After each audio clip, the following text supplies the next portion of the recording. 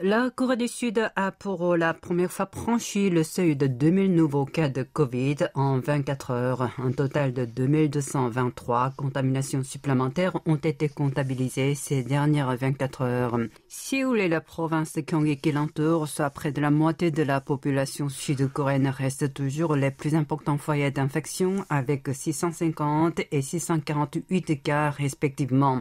Là aussi, c'est le plus haut depuis l'apparition de l'épidémie dans le pays en janvier 2020. Les clusters se multiplient notamment dans les salles de sport, les lieux de culte et les EHPAD dans le sillage du variant Delta. Le ministre de la Santé a expliqué que si le gouvernement durcissait les mesures sanitaires depuis plus d'un mois, il ne parvenait toujours pas à contenir la propagation du virus, notamment en raison de l'augmentation des déplacements de vacanciers entre régions.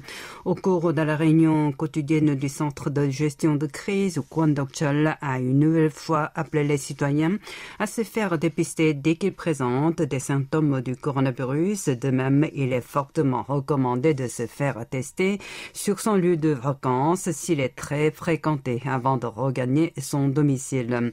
Le ministre a également annoncé que l'exécutif lancerait une campagne nationale pour exhorter la population à rester à la maison pendant ce week-end du jour de la libération prolongé jusqu'à lundi prochain. Lors de la réunion, le gouvernement a par ailleurs promis de faire en sorte que la vaccination se déroule selon le programme prévu.